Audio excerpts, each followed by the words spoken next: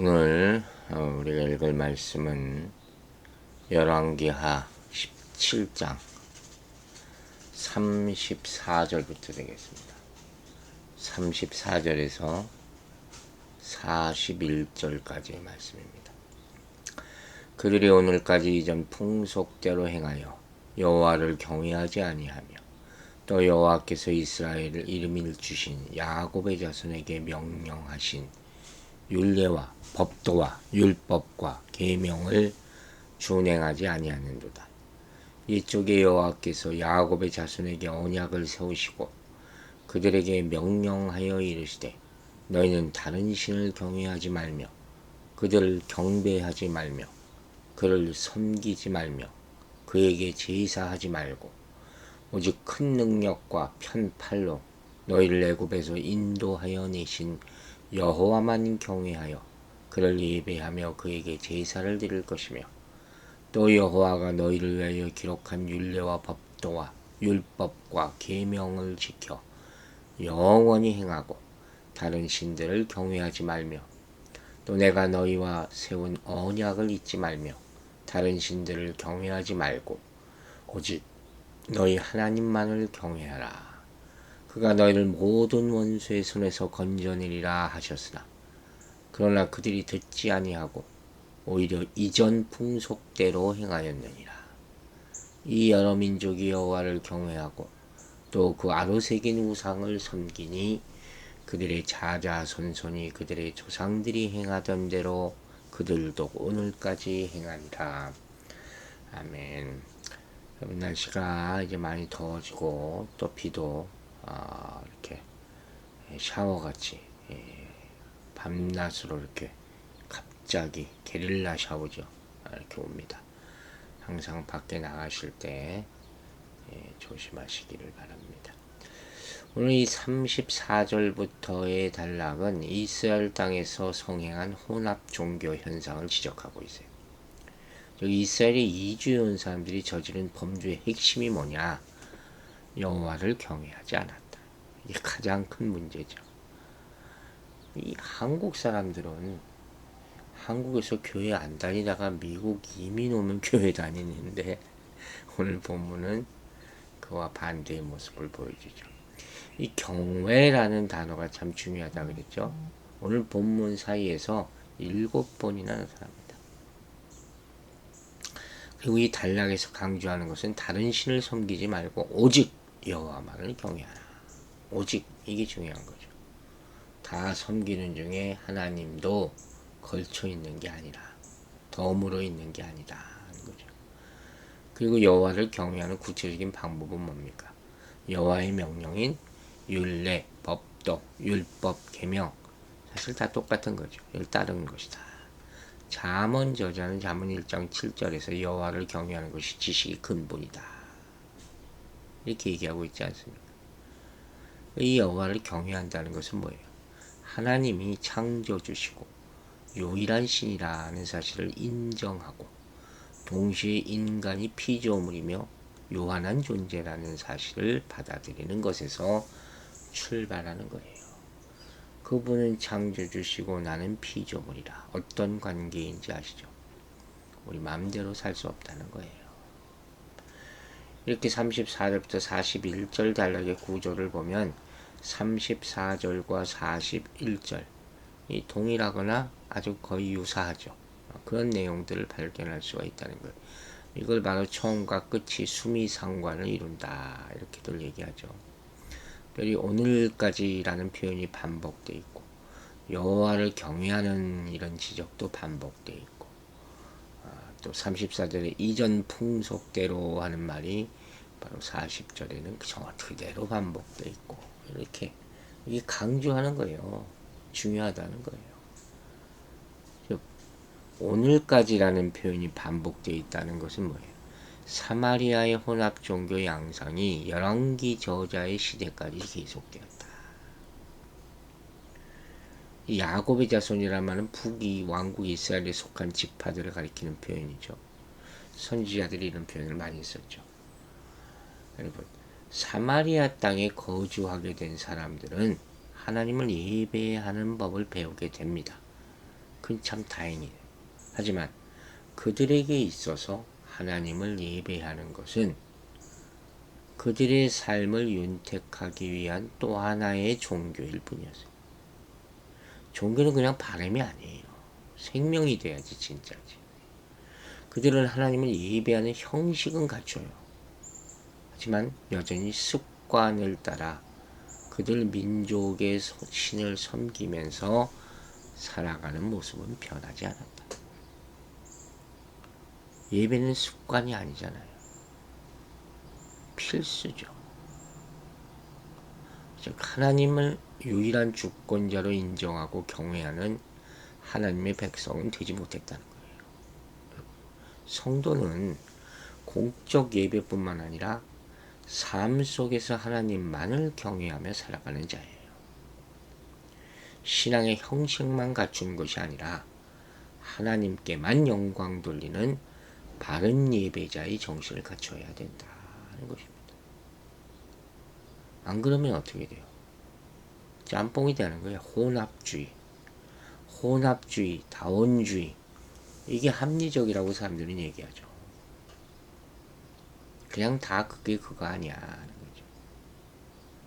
그런 혼합주의와 다원주의는 그야말로 하나님이 유일한 참신이심을 인정하지 않는 것 아닙니까? 이런 시대의 조류에 우리 신앙이 떠내려가서는 안 될 것이다 하는 거예요. 물론 세상 사람들이 편협하다, 무슨 배타적이다 이런 말 수도 없이 하지만 우리는 이 하나님만을 경외하는 믿음을 지켜야 할 것이다 하는 것입니다. 여러분, 우리가 하나님만 경배하지 않는다, 그걸 신앙이라고 한다면 그건 결국 자기 만족이에요. 그러므로 우리는 공적 예배를 드릴 때뿐만 아니라 세상에서 살아가는 순간순간 하나님만을 자기 삶의 주권자이자 유일한 구원자로 당당하게 드러내면서 살아가야 할 것입니다. 이제 35절에 나오는 여호와께서 야곱의 자손에게 세우신 언약이라는 말, 이 말은 하나님과 이스라엘이 맺은, 백성이 맺은 그 언약이죠. 굉장히 중요하죠. 이스라엘이 언약 백성 이렇게 불리잖아요. 구체적으로 시내산 언약이에요. 이 시내산 언약에 따라서 준행해야 될 가장 중요한 것이 바로 다른 신을 경외하지 말며 그를 경배하지 말며 그를 섬기지 말며 그에게 제사하지 않는 것. 10계명의 핵심이죠. 그리고 36절에서 이스라엘을 애굽에서 구원하신 하나님이 특별히 강조되는 것을 반복적으로 얘기하고 있죠. 7절에도 나오죠. 그 하나님이 어떤 하나님이기 때문에 바로 이스라엘을 속박의 땅 애굽에서 구출의 자유를 주신 분이기 때문에 이게 얼마나 어마어마한 것인지를 알아야 되는 것이죠. 그리고 죽음의 땅 광야에서도 이스라엘 민족에게 만나와 메추라기로 식탁을 차려주셨고 반석에서 솟아나는 물로 목마름을 해결해 주셨다. 먹을 것, 입을 것 걱정하지 말라는 거예요. 인도해 내시고 살게 해주시고 이렇게 시내산에서 율법을 주심으로써 노예 민족이 아닌 하나님의 백성으로서 어떻게 살아야 할지를 가르쳐 주셨다는 거예요. 그런데도 이스라엘 백성은 하나님이 주신 자유를 잃어버리고 이국 땅으로 끌려가고 마는 그런 상황을 자초하게 되는 거예요. 왜?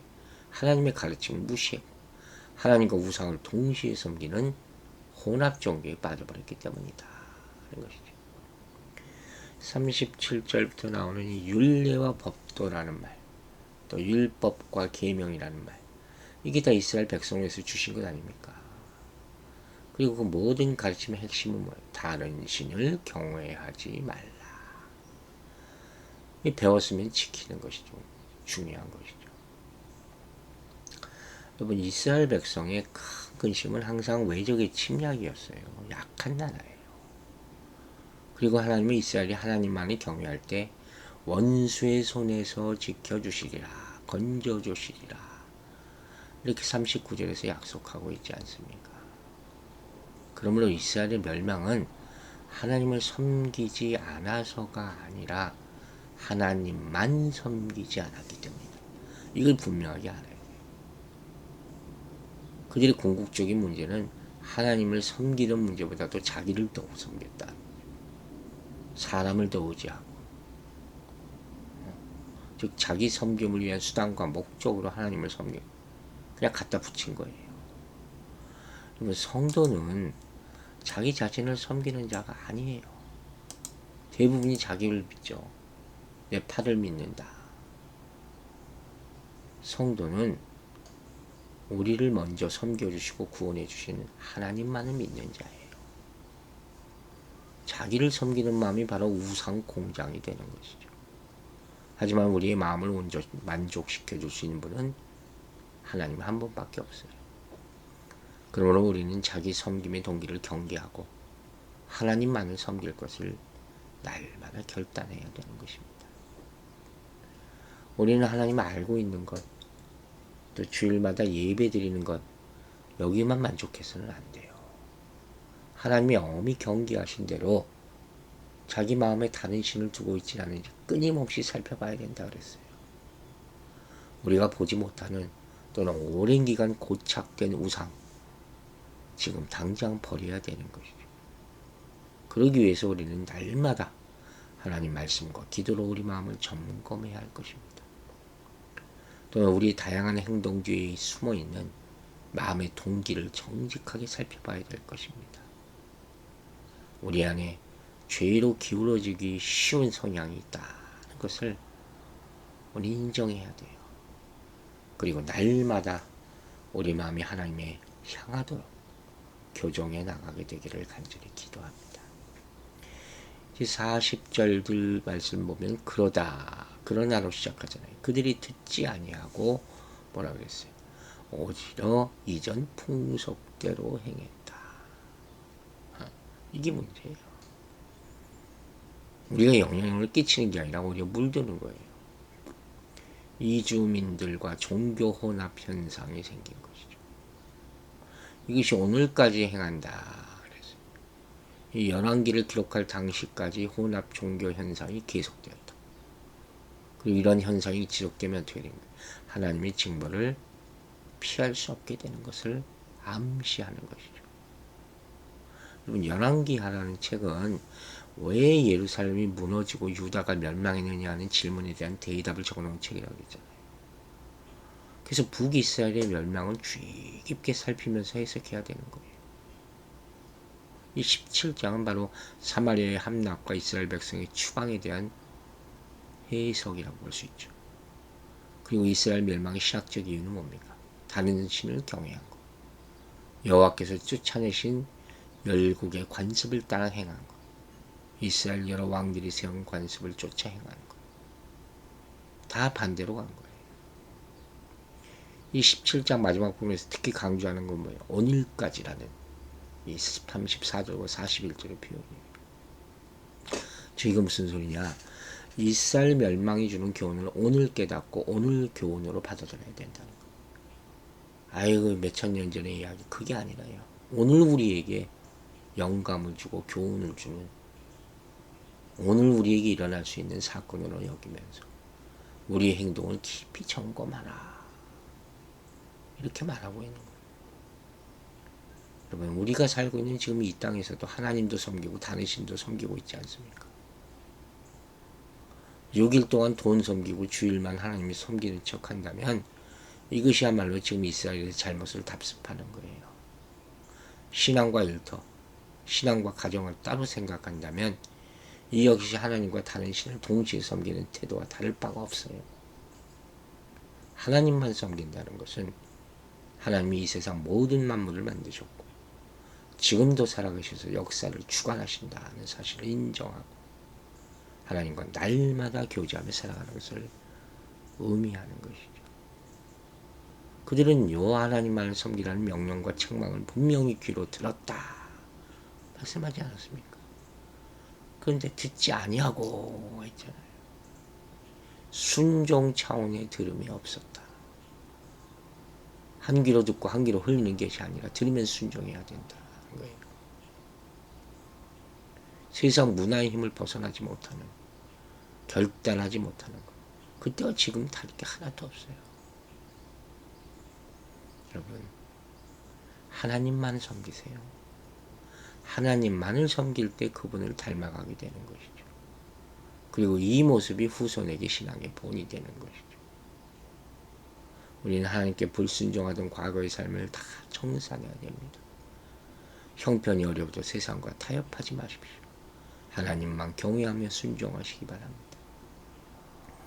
이 모습이 자손들에게 신앙의 열매를 맺을 수 있는 밑거름이 되는 것입니다. 기도하겠습니다. 하나님 아버지 감사합니다. 오늘 이 아침에도 이 주의 말씀을 경외하며 그 앞에 엎드리며 기도드립니다. 우리 신앙이 세상의 것을 따라가는 흔들림이 있는 것이 되지 말게 하여 주시고 내 자신에 만족하는 그런 고집스러운 것이 되지 말게 하여 주시고 우상과 함께 믿는 혼합주의 빠지지 말게 하여 주시고 오로지 하나님만 바라보는 신앙 되게 도와주시옵소서. 2023년의 7월이 시작되고 있습니다. 하루하루 살아가면서 힘들어도 주님만 의지하고 주님이 주시는 것으로 만족하고 감사하며 우리의 필요를 채워주시는 주님만 경배하게 하여 주시옵소서. 성도들의 신앙이 자라게 하여 주시고 힘든 상황 가운데서 낙심하지 말게 하여 주시며 아버지 하나님께 더 의지하고 순종하는 모습으로 매일을 사는 그런 하나님의 자녀되게 축복하여 주시옵소서. 감사드리며 예수 그리스도 이름으로 기도했습니다. 아멘.